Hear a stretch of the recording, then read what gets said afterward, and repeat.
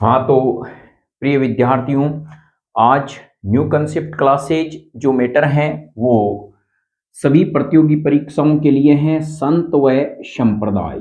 संत संप्रदाय। सबसे पहले हम यहाँ पे समझने का प्रयास करते हैं कि संप्रदाय का मतलब क्या होता है। संप्रदाय का मतलब यह है विचारधाराओं का समूह। जैसे कोई एक संत आते हैं, वो अपनी विचारधारा रखते हैं और उससे उस समाज से जुड़े हुए लोग या उनके जो अनुयायी होते हैं वो एक बहुत बड़ा वर्ग बना लेते हैं, उन्हें संप्रदाय कहा जाता है।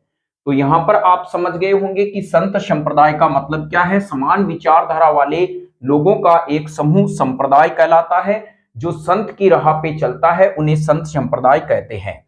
यदि हम इन संतों के बारे में पढ़ें तो सबसे पहले हम कहें दादू दयाल।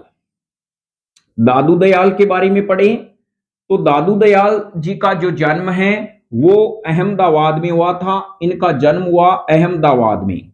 अहमदाबाद में। तो ध्यान रखें, अहमदाबाद में कभी कभी प्रश्न ये इस प्रकार से आता है कि ऐसे कौन से संत थे जिनका जन्म राजस्थान के बाहर हुआ था। तो ऑप्शन है दादू दयाल यानी अहमदाबाद। फिर हम यहाँ पे कहें कि इनकी जो कर्मस्थली थी, कर्मस्थली, इन्होंने अपनी कर्मस्थली बनाई थी राजस्थान को। यानी यह अहमदाबाद में पैदा होते हैं और राजस्थान में आके अपने विचारों को जो है फैलाने का काम करते हैं। तो राजस्थान इसकी कर्मस्थली कहा जाता है। इनके जो गुरु थे वो थे वरदानंद। वरदानंद इनके गुरु थे, वरदानंद। ध्यान रखें, इन्होंने अपने गुरु को 11 वर्ष में ही इन्होंने अपना गुरु बना लिया था, जिनका नाम था वरदानंद। और सर्वप्रथम जो उपदेश है, अपना सर्वप्रथम जो उपदेश है, सर्वप्रथम उपदेश, ये उपदेश देते हैं सांबर में। सांबर में। अब हम कहें कि ये सांबर में क्यों देते हैं प्यारे बच्चों। ऐसा है मित्रों कि राजस्थान की राजधानी जयपुर है। जैसे मध्य प्रदेश की कहें तो हमें भोपाल नजर आता है, ऐसे ही ये राजस्थान में आए तो वहां पर यदि हमें कोई कहा जाए कि आप कहां से बिलोंग करते हैं तो हम राजस्थान कहते हैं। राजस्थान में यदि जयपुर नाम बताते हैं अननोन व्यक्ति को तो आसानी से समझ में आ जाता है।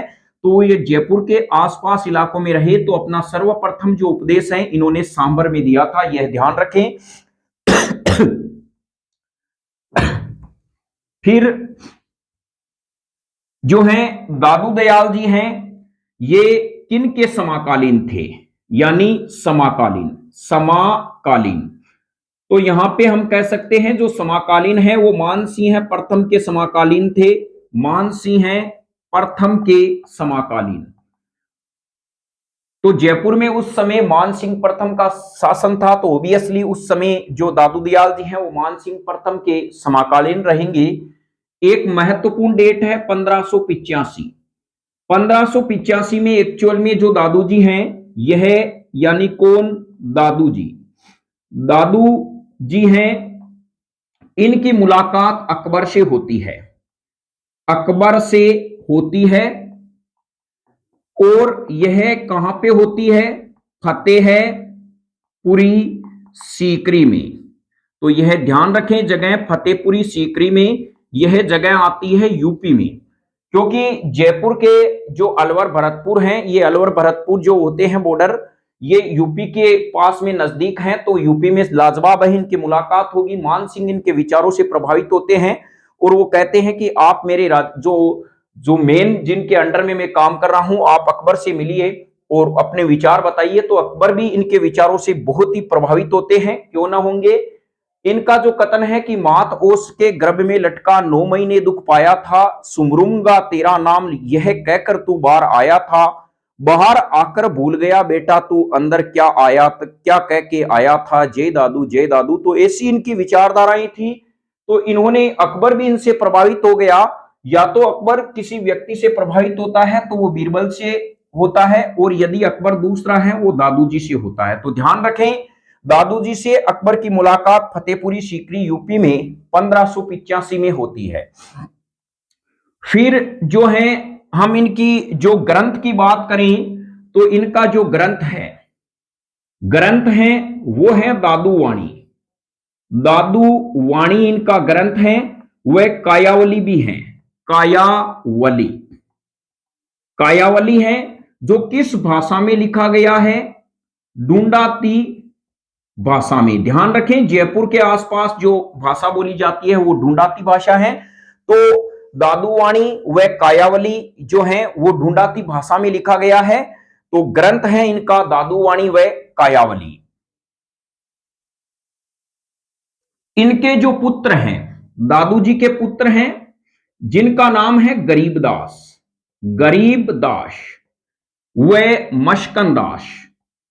मशकन दास इनके जो हैं वो इनके पुत्रों के नाम हैं। ये गरीबदास जी नाम से गरीब हैं, विचारों से बहुत धनी हैं। ये आगे जाके शाखाओं का जो है प्रसार प्रसार करेंगे, खालसा शाखा बनाएंगे इन्हीं पंथ की। तो आगे हम आगे पढ़ेंगे। तो इनके पुत्र जो हैं वो हैं गरीबदास व मशकन दास।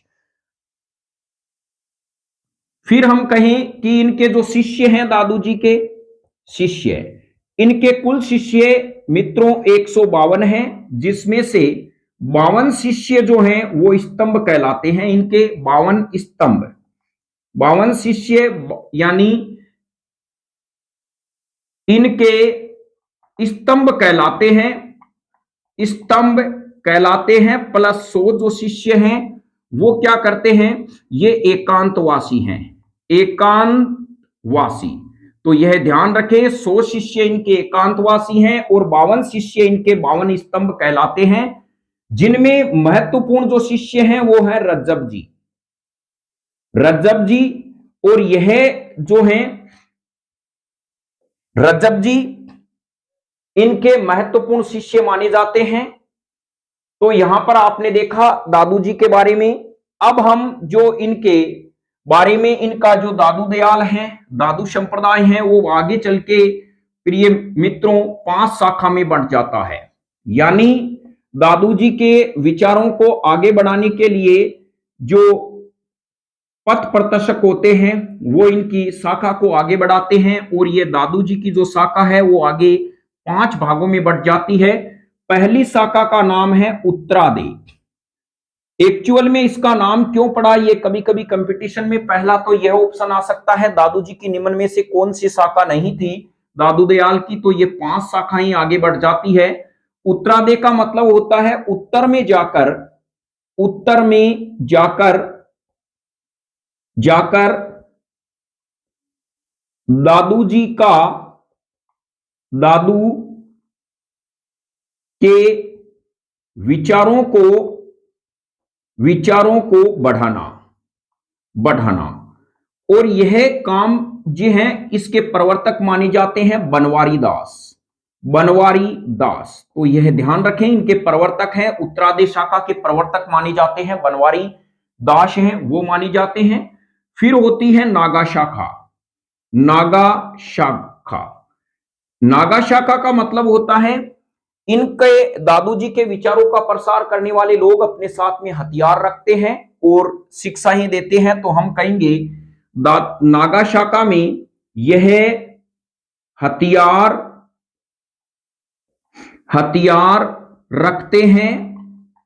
रखते हैं तथा दादू जी के विचार को आगे बढ़ाते हैं, विचार को आगे बढ़ाते हैं। तो हम कहें यह हथियार रख के शिक्षा देने का काम करते हैं। और यह है सुंदरदास जी, सुंदरदास जी इनके प्रवर्तक माने जाते हैं। यह भी ध्यान रखें, कभी कभी कंपटीशन में आता है उत्तरादे, हम कहें कि पेपर हार्ड है, पेपर इजी बेस में होता है, बस हमें उनके कंटेंट समझने होते हैं। तो उत्तरादे, बनवारी दास, नागा शाखा, सुंदरदास। फिर आता है खाकी शाखा। जो खाकी शाखा है, खाकी शाखा, तो यहां पर ये लोग क्या करते हैं? शरीर पर भस्म लगाते हैं, शरीर पर भस्म लगाते हैं, भस्म, तथा लंबी जटा रखते हैं, लंबी जटा रखते हैं। इनके भी जो हैं खाकी शाखा के हैं, सुंदरदास माने जाते हैं, तो शरीर पे भस्म लगाते हैं, जो बबूती होती है वो लगाते हैं, और ये लंबी लंबी जटाई रखते हैं, और जय दादू के कहकर यहां पर क्या होते हैं, ये दादू जी की विचारधाराओं को फैलाने का काम करते हैं। तो इनके प्रवर्तक भी सुंदरदास माने जाते हैं। एक हम कहीं खालसा शाखा, खालसा शाखा, खालसा शाखा, तो ये खालसा जो शाखा है इनके प्रवर्तक हैं प्रवर्तक, ये प्रवर्तक माने जाते हैं इनके बेटे गरीबदास, गरीबदास प्रवर्तक माने जाते हैं। फिर जो पांचवी शाखा हम कहें विरक्त शाखा, विरक्त शाखा, विरक्त शाखा में वे आते हैं जो अपने घर बार को छोड़ देते हैं और गृहस्थी को त्याग कर यानी दादू जी की विचारधाराओं को फैलाने का काम करते हैं, वो विरक्त शाखाओं में माने जाते हैं, इसी के अंतर्गत आते हैं।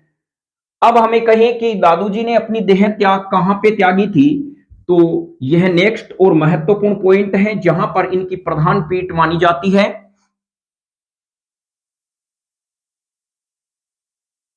लास्ट जो हमारे पास में पॉइंट है वो है देह त्याग, देह त्याग।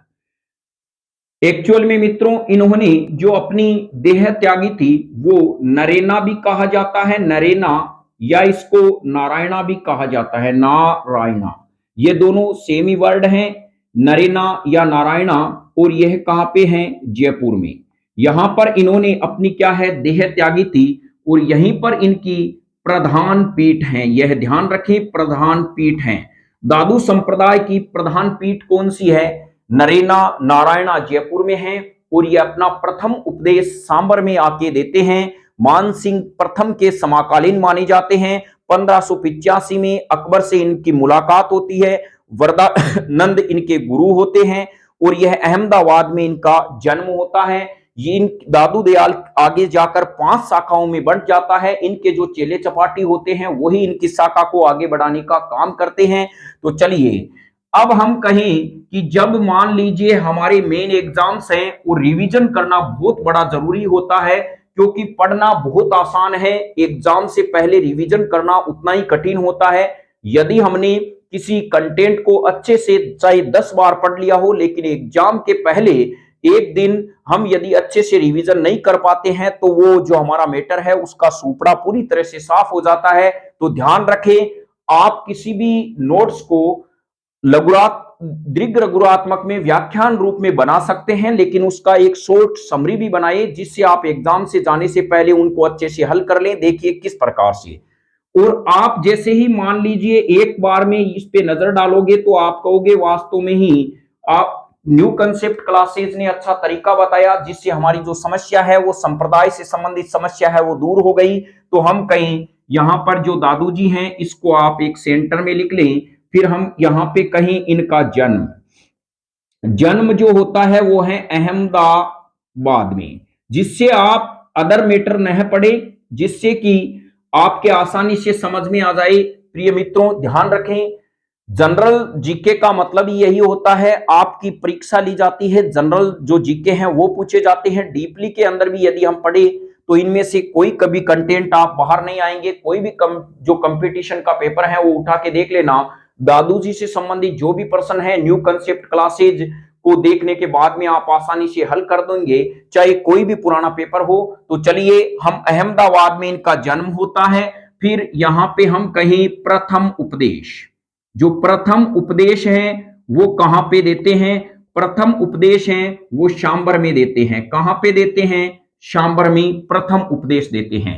और अपनी देह कहां त्यागते हैं, देह त्याग, देह त्याग ये नरेना में करते हैं। और यहां पर ध्यान रखना, यहां इनकी क्या है, प्रधान पीठ है, प्रधान पीठ है। तो यहां पर समझ गए होंगे इनकी प्रधान पीठ कहां पर है, नरेना में है। अब हम कहें यह किसके समाकालीन थे, तो मानसी हैं प्रथम के, ये क्या हैं, समाकालीन हैं, समाकालीन हैं।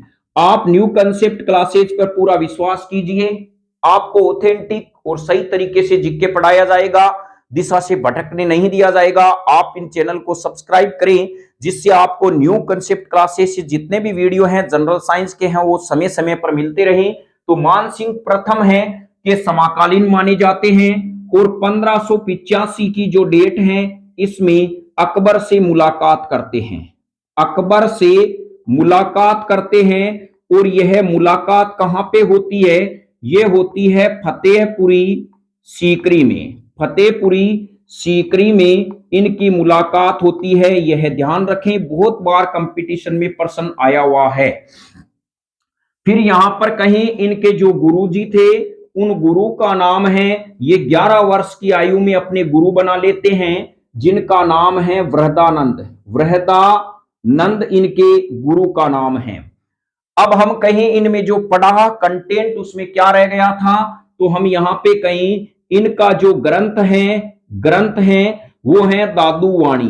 क्या है? दादू वाणी, या हम कहीं वह कायावली, कायावली। कभी परीक्षा में दादू वाणी व कायावली आता है तो हम पहली बार सुनते हैं, लेकिन यह दादू वाणी व कायावली इनका ग्रंथ है। और जिसमें कौन सी भाषा का प्रयोग हुआ है, तो हम कहें भाषा का यदि कहें तो डूंडाती जो भाषा है इनका प्रयोग हुआ है, यह ध्यान रखें। फिर जो हमारे पास में यह है कि दादू जी हैं, इनकी 5 शाखाएं बन जाती है और इन 5 शाखाओं का आप अपने दिमाग में ध्यान रखें, बहुत ही महत्वपूर्ण है। विरक्त शाखा, नागा शाखा, नागा शाखा और खालसा शाखा और खाकी शाखा। और इसके अंतर्गत हमारे पास में विरक्त आ गया उत्तरादे, उत्तरादे। तो चलिए उत्तरादे में आप ध्यान रखना बनवारी दास, बनवारी दास उत्तरादे हैं। और इनकी जो शाखाएं हैं वो था सुंदरदास, सुंदरदास। और जो ये खालसा शाखा है इसका नाम है, यानी हम कहीं गरीबदास, गरीबदास। तो बताइए आप यह कंटेंट जो हमने अभी दादू जी के बारे में पढ़ा आपको कितना अच्छा समझने में और लिखने में आसान हुआ। जैसे ही आप मान लीजिए आपके एग्जाम कल हैं, इस पन्ने को जैसे ही आप देखते हैं पूरी की पूरी मेमोरी आपके पास में आ जाती है। यानी हम कहीं, आप खुद बताइए 1 GB डाटा यदि आप अपने दिमाग में एकत्रित करते हैं उसकी जगह यदि हम 500 MB यदि डाटा एकत्रित कर लें और उस 500 MB में से ही पूरे प्रश्न आने की संभावना है तो कितना अच्छा होगा। तो चलिए यहां पर आपने दादू जी के बारे में यहां तक सीखा। अब यहां पर एक प्रश्न और छूट जाता है, इनका जो पुत्र हैं वो कौन थे? तो यह ध्यान रखें, गरीबदास व मस्कन दास, मस्कन दास थे इनके क्या थे? पुत्र थे। तो यहां पर ये जो दादू जी के बारे में पूरी डिटेल है वो क्या होती है? कंप्लीट होती है। और भी जो फैक्ट हैं, लेकिन ये जो महत्वपूर्ण फैक्ट हैं वो हमने क्या है दादू जी के बारे में जितने भी थे आपको बता दिए हैं। इस प्रकार से आप पढ़ते हैं तो ध्यान रखें सफलता आपके बहुत नजदीक होगी, लेकिन मेहनत करना बहुत जरूरी होता है। तो यहां पर आपने दादू जी के बारे में देखा। अब यहां पर हम हैं जो नेक्स्ट जो संत हैं उनको लेते हैं जाम्बू जी।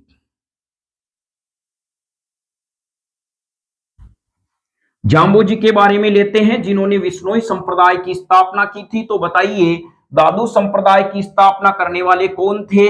दादू जी थे। नेक्स्ट में जो संत हैं वो हैं जाम्बू जी, जाम्बू जी। इनका जो मूल नाम है, मूल नाम कई बार परीक्षा में आता है, मूल नाम क्या है? धनराज है, धनराज। और यह भी बताएंगे धनराज क्यों पड़ा? क्योंकि इनका जन्म होता है प्रिय मित्रों कृष्णा जन्माष्टमी के दिन।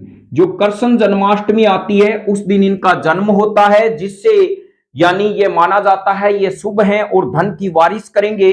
तो एक्चुअल में ही ये अपने विचारों की वारिश भी करते हैं, बारिश भी करते हैं, अपने परिवार का नाम रोशन करते हैं। तो ऑब्वियसली इनका नाम क्या होता है? धनराज। यह उपनाम यानी मूल नाम है, या हम कहीं उपनाम भी इनका है धनराज। मूल नाम जाम्बोजी का धनराज है और इनका जो जन्म होता है कृष्ण जन्माष्टमी को पीपासर में, पीपासर नागौर में क्या होता है, इनका जन्म होता है। पीपासर नागौर में इनका जन्म होता है। माता का जो नाम है, माता का नाम वो है हंसा देवी। हंसा देवी, यह ध्यान रखें, बहुत ही महत्वपूर्ण फैक्ट है ये। हंसा देवी यह इन्हें किसका अवतार मानती है, कृष्ण का अवतार मानती है, अवतार मानती है।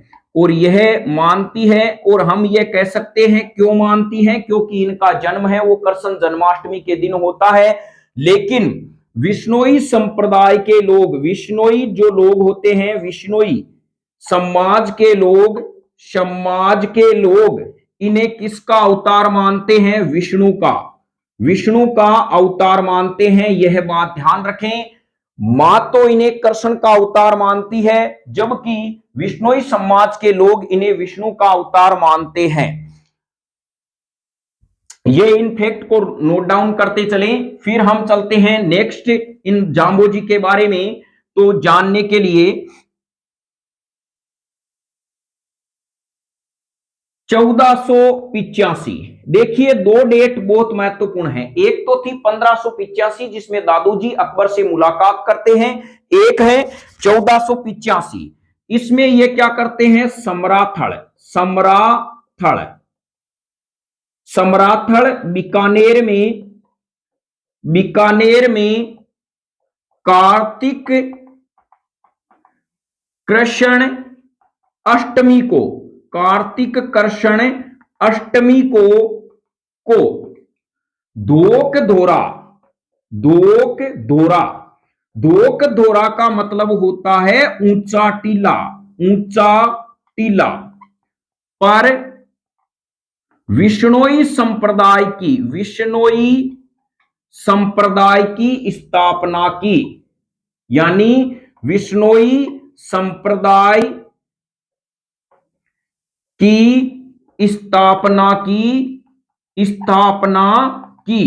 वह कितने नियम दिए, 20+9 नियम दिए, यह ध्यान रखना। यानी जाम्बोजी ने अपने विश्नोई संप्रदाय की स्थापना कब की थी, 1485 में की थी। कहां पर, समराथल में। कब की थी, कार्तिक कृष्ण अष्टमी के दिन की थी। और धोक धोरा, धोक धोरे का अर्थ होता है ऊंचा टीला। विश्नोई संप्रदाय की स्थापना और 20+9 नियम इन्होंने दिए थे। तो यहां जाम्बोजी के बारे में अब जो 1485 की महत्वपूर्ण डेट है, और एक शासक ऐसा है जिसके कहने पर, जाम्बोजी के कहने पर उन्होंने गोवध जो हत्या है उस पर प्रतिबंध लगा दिया था, वो शासक है सिकंदर लोदी। तो हम कह सकते हैं ये सिकंदर लोदी के समकालीन माने जाते हैं। तो यहां हम कहें सिकंदर लोदी इनके विचारों से इतना प्रभावित हुआ कि जाम्बोजी के कहने पर, जाम्बोजी के कहने पर गो हत्या पर, गो हत्या पर क्या लगा देता है, प्रतिबंध लगा देता है। यानी गो हत्या को क्या कर देता है, बंद कर देता है, प्रतिबंध लगा देता है। और कौन लगाता है, सिकंदर लोदी। तो जसनाथ जी और जाम्बोजी किसके समकालीन हैं, ये दोनों ही जय जय शब्द आता है तो ये सिकंदर लोदी के क्या है, समकालीन हैं। अब यदि हम कहें जाम्बोजी का जो जन्म है वो कब होता है, तो ध्यान रखना 1451 में इनका जन्म होता है पीपासर नागौर में। ये तो डेट लिख लिया था हमने, पीपासर नागौर में। तो देखिए जिस महापुरुष का जन्म कृष्ण जन्माष्टमी के दिन होता है, तो जो हम सीख में 11, 21 और 51 रुपए देते हैं वो यहीं से शुरुआत हुई थी। तो ये 51 रुपए इसीलिए शुभ माने जाते हैं क्योंकि जाम्बोजी का जन्म कृष्ण जन्माष्टमी के दिन होता है। तो ध्यान रखें 1451, आप डेट न भूले, 51 रुपए की शुरुआत यहीं से हुई थी। शुभ मुहूर्त के रूप में जाम्बोजी का जन्म होता है 1451 में पीपासर नागौर में।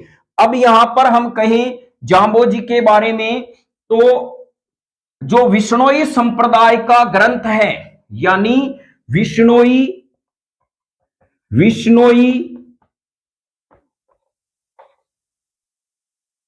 संप्रदाय के ग्रंथ कभी कभी एग्जाम में पूछे जाते हैं। ग्रंथ ये किससे संबंधित हैं? वो हम कहें जंबवाणी। ये ग्रंथों के क्रम जो भी हैं, लेकिन ये आप याद रखना, जंबवाणी, जंब संहिता और तीसरा है जंब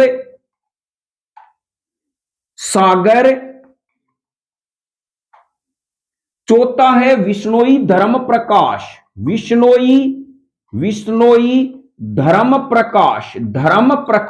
यह इनके ग्रंथ हैं विश्नोई संप्रदाय के।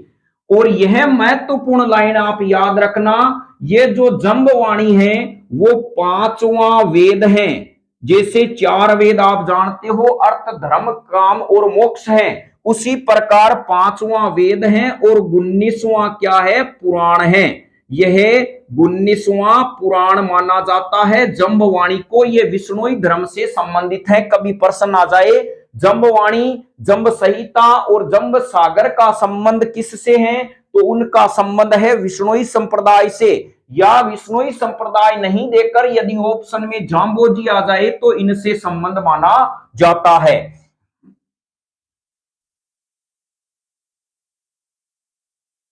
अब क्या है कि जो जाम्बोजी हैं, इन्होंने समाधि कहां पे ली?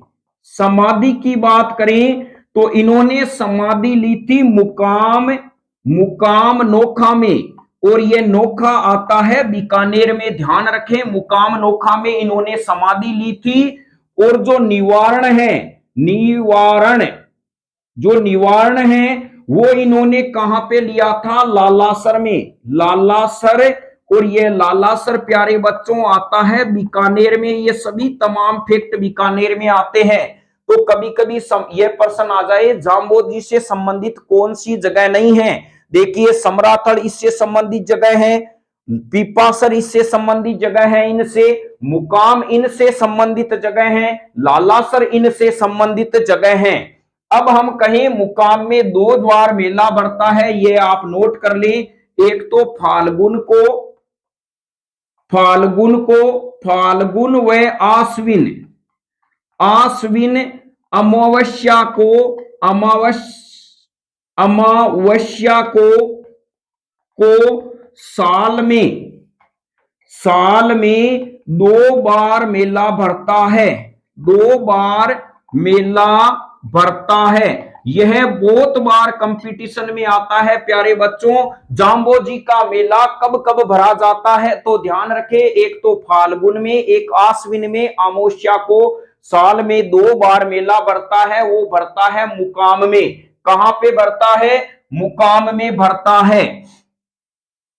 और निवारण इन्होंने कहां लिया था? लालासर में और बीकानेर में। फिर हम कहें इनके खड़ाऊ की जो पूजा है, खड़ाऊ की पूजा कहां पे होती है? खड़ाऊ की पूजा होती है पीपासर में। पीपासर, और ये पीपासर कहां पे है? अब 3-4 बार इसका डिस्कस कर चुके हैं, नागौर में। और यदि हम कहें इनके टोपी की पूजा कहां होती है? टोपी की पूजा इनकी जो होती है वो होती है मुकाम। और मुकाम जगह कहां है? नोखा में है। यह भी ध्यान रखें। तो यह बहुत ही महत्वपूर्ण प्रश्न है। खड़ाऊ की पूजा कहां होती है? पीपासर नागौर में। टोपी की पूजा कहां होती है? मुकाम नोखा में होती है। अब हम यदि बात करें इनके बारे में, तो यहां पर इनके का जो मूल नाम था, इनका धनराज तो था ही, और इनको उपनाम क्या था इनका? किन नामों से जाने जाते थे? यह पर्यावरण वैज्ञानिक संत के रूप में जाने जाते थे। यह ध्यान रखें, पर्यावरण वैज्ञानिक संत के रूप में कौन से जो हैं जाने जाते हैं संत? तो वह है जाम्बोजी जाने जाते थे। और इन्हें गहला गूंगा भी कहा जाता था। गहला गूंगा। आप कहेंगे ये क्यों कहा जाता था? क्योंकि ये फालतू पंचायती कभी नहीं करते थे, ये पर्यावरण से ही जुड़े रहते थे, अपने काम में मतलब रखते थे, अपने विचारों को फैलाने का काम करते थे। इनका मतलब एक ही था, पर्यावरण की सेवा करो और मौज करो। जब तक पर्यावरण है मानव का कोई कुछ नहीं बिगाड़ सकता, इसीलिए इन्हें गहला गूंगा कहा जाता था। और इन्हीं पदों पर चलकर विश्नोई जो समाज है वो पर्यावरण रक्षक के रूप में जाना जाता है, जिसका हम खेजड़ली आंदोलन में अमृता देवी के बलिदान की कथा सुन के अपने आप को गौरव महसूस करते हैं। तो चलिए यह दो फैक्ट आप याद रखना। गहला गूंगा संत किसे कहा जाता था, तो वो है जाम्बोजी। अब हम कहें पर्यावरण वैज्ञानिक संत कौन जाने जाते हैं, तो वो भी प्यारे मित्रों कौन है, जाम्बोजी।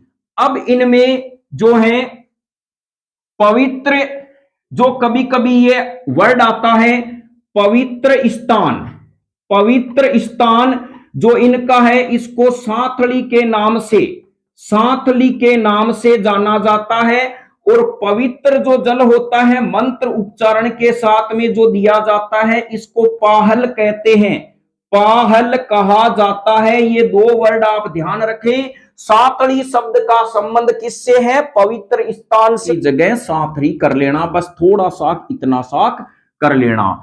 अब देखिए जाम्बोजी के बारे में हमने इतना जाना, अब हम इनके शॉर्ट में नोट्स कैसे बनाएं और क्या करें। तो चलिए जाम्बोजी के बारे में हम अपने शॉर्ट नोट्स बनाते हैं जाम्बोजी के बारे में। तो एक और नोट में आप थोड़ा सा के फैक्ट लिख देना, जाम्बा नामक स्थान, जाम्बा नामक स्थान, स्थान पर जैसलमेर के, जैसलमेर के राजा जेत सिंह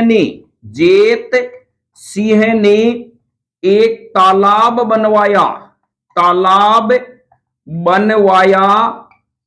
जिनमें विश्नोई समाज के लोग पुष्कर की तरह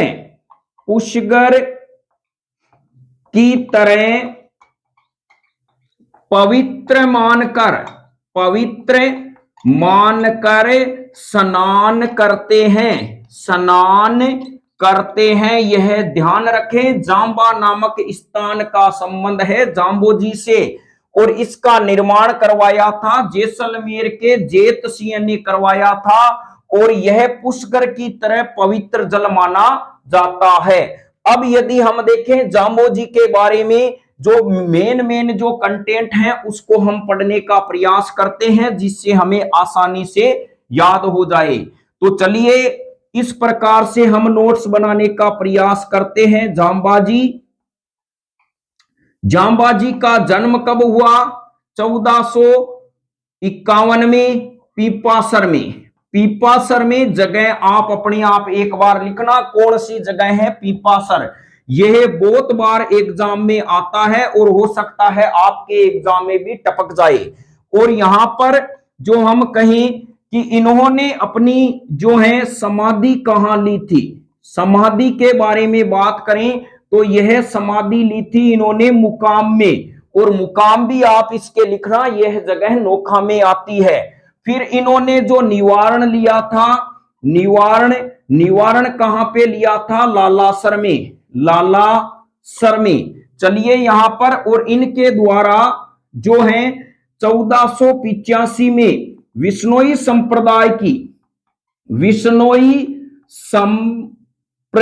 की स्थापना कहां पर की, समराथल में। समराथल, यह ध्यान रखें, समराथल जगह आप याद रखें। विश्नोई संप्रदाय की स्थापना की थी धोक धोरा जगह पर की थी।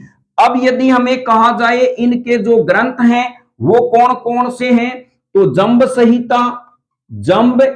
संहिता, और कौन से ग्रंथ हैं, जंब सागर, और कौन से हैं, जंबवाणी व विश्नोई धर्म प्रकाश। और यह ग्रंथ क्या कहलाता है? पांचवा वेद कहलाता है और प्लस 19वां पुराण कहलाता है। यह ध्यान रखें, यह भी प्रश्न बहुत बार कंपटीशन में आया है, ये तो आते ही रहते हैं। जंब संहिता जैसे विष्णोई संप्रदाय की स्थापना कब की गई थी? और हमें कहा जाए जो जाम्बोजी के बारे में कि जाम्बोजी हैं, इनको किसके नाम से जाना जाता था? तो पर्यावरण वैज्ञानिक संत, वैज्ञानिक जो संत हैं इनके नाम से, वह गहला गूंगा के नाम से भी इन्हें जाना जाता है। यह आप ध्यान रखें। और जाम्बोजी ने जो समाधि ली थी मुकाम पर 2 बार मेला बढ़ता है, एक फाल्गुन अमावस्या को, एक आश्विन अमावस्या को, 2 बार इनका मेला बढ़ता है। और इनका पवित्र स्थान सहाली कहलाता है। वह पवित्र जो जल है इसको पाहल के नाम से जाना जाता है। और एक बहुत महत्वपूर्ण लाइन है, इनके समय सिकंदर लोदी ने जो है गो हत्या पर प्रतिबंध लगा दिया था। जाम्बोजी किसके समकालीन माने जाते हैं? सिकंदर लोदी के समकालीन माने जाते हैं। और जाम्बा नामक स्थान का संबंध आप अपने दिमाग में भी ध्यान रखना। यह क्या है? यह पवित्र पुष्कर यानी जाम्बा जगह पर जो है पवित्र जगह है, जहां पर विष्णोई समाज के लोग हैं वो पुष्कर समझकर, पुष्कर के समान पवित्र समझकर यहां पर क्या करते हैं? स्नान करते हैं। तो यह जाम्बोजी के बारे में क्या थे? महत्वपूर्ण लाइन थी। इनकी विचारधारा और भी थी, लेकिन जो हमारे पास में जो मैटर था इसको आप पढ़ने का प्रयास करें, अच्छे से समझने का प्रयास करें। अगले जो संत आते हैं वो हैं जसनाथ जी। चलिए जसनाथ जी को पढ़ने का प्रयास करते हैं। जसनाथ जी, नाम ही इनका नाथ आता है तो ये नाथ संप्रदाय से संबंधित रहेंगे। जसनाथ जी फिर नेक्स्ट जो संत हैं वो हैं जसनाथ जी संप्रदाय। और हम यहां पर कहें इनका जो बचपन का नाम था जसवंत इनके बचपन का क्या था? नाम था। यह बात याद रखें, जसनाथ जी के बचपन का नाम था जसवंत। अब इनका जन्म कब होता है? तो हम यहां पे देखो, एक हम कह सकते हैं जस, यानी हम कहते हैं कि चाहे कितना ही उठो यानी कभी जस नहीं मिलता। आप जल्दी उठकर जब तैयारी करते हैं, बहुत बड़ी तैयारी करते हैं, जाते हैं एग्जाम देते हैं, पता चलता है बाहर आके पेपर तो आउट हो गया। कहते हैं कि पेपर आउट हो गया क्योंकि ये रोड से गाड़ी से पेपर जा रहा था। फिर किसी को पूछे भाई वो पिछला वाला पेपर आउट क्यों नहीं हुआ? तो कहते हैं वो तो शायद कच्ची सड़क से पेपर पहुंच गया होगा। तो यहां पर हम कहते हैं कि जसनाथ जी के बारे में क्या होता है? जसनाथ का मतलब होता है चाहे कितना ही काम करो यानी कितना ही जल्दी उठो, हमें जस नहीं मिलता। तो यहां पे एक ध्यान रखना, कितना ही जल्दी उठो जस नहीं मिलता। यह बात आप याद रखोगे, यह आपको 1 नंबर देके जाएगा। कहेंगे कैसे? तो ध्यान रखें, कै का मतलब है कत्रियासर बीकानेर में इनका जन्म होता है। यह पहली बात। ऊ का मतलब होता है देवउठनी 11 को इनका जन्म होता है। ग्यारस को इनका जन्म होता है। ऑब्जेक्टिव में देख लेना कौन सा नाम शुद्ध है कौन सा अशुद्ध है। जो भी है देवउठनी 11 को इनका जन्म होता है और कत्रियासर बीकानेर में होता है। और अब हम कहें इनके जो अनुयायी होते हैं, इनका जो मेन जो वृक्ष होता है, जय का मतलब हम कह सकते हैं जाल, यानी इनका जो मेन वृक्ष होता है पवित्र वृक्ष। पवित्र जो वृक्ष है वो इनका होता है जाल होता है। वह जाल देखिए नाथ तो है ही, जैसे हमारे गिरधरनाथ है, कृष्णनाथ है, गोपालनाथ है। उनको किससे प्रेम था? गायों के साथ साथ उनको मोर पंख से प्रेम था। तो ध्यान रखें, जसनाती जो संप्रदाय के लोग हैं इनका पवित्र वृक्ष जाल होता है तथा तथा मोर पंख को ये क्या करते हैं, यह पवित्र मानते हैं। आप कहें कि इनको कैसे पहचानेंगे, इनको दूर से देखते ही हम पहचान जाते हैं, ये तो जसनाथ जी संप्रदाय से संबंधित हैं। ये गले में काला धागा रखते हैं और भगवा वस्त्र धारण करते हैं और जय जसनाथ जी का गुणगान करते रहते हैं। तो चलिए आप यह भी कंटेंट लिख लें, यह यानी इस संप्रदाय के लोग, आप ये नोट कर ले, जसनाथ जी संप्रदाय से संबंधित इस संप्रदाय के लोग, इस संप्रदाय के लोग गले में काला धागा बांधते हैं तथा भगवा वस्त्र धारण करते हैं। यानी यह भगवा वस्त्र को धारण करते हैं और काला धागा बांधते हैं। तो यह इस संप्रदाय के लोगों को देखने पर हमें पता चल जाता है। अब यदि हम कहें कि जो जसनाथ संप्रदाय से संबंधित जो लोग हैं, इनका बताइए पवित्र वृक्ष क्या है? पवित्र वृक्ष है जाल। और इनका जो पवित्र, जो हम कहें कि वस्तु है मोरपंख, इनको पवित्र ये मानते हैं और गले में काला धागा रखते हैं और भगवा वस्त्र धारण करते हैं। इनका जन्म कहां पे हुआ? अभी मैंने कहा जस नहीं मिलेगा चाहे कितने ही जल्दी उठो, तो कत्रियासर देवउठनी 11 को इनका जन्म होता है। और ये क्या करते हैं प्यारे मित्रों, ये 36 नियम इन्होंने दिए थे। कितने नियम दिए? 36 नियम दिए थे। और यदि हम बात करें जाम्बो जी की बात करें तो इन्होंने कितने नियम दिए थे? 29 नियम दिए थे। और यदि आपको 1451 पता है जाम्बो जी का जन्म कब होता है? 1451 में।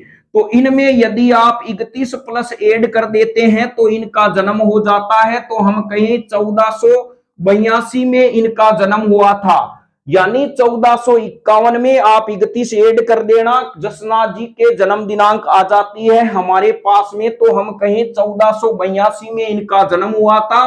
और ये भी प्यारे मित्रों ध्यान रखना, सिकंदर लोधी के समकालीन थे। बस यहां पर जसनाथ जी से संबंधित महत्वपूर्ण फैक्ट क्या है? यही है।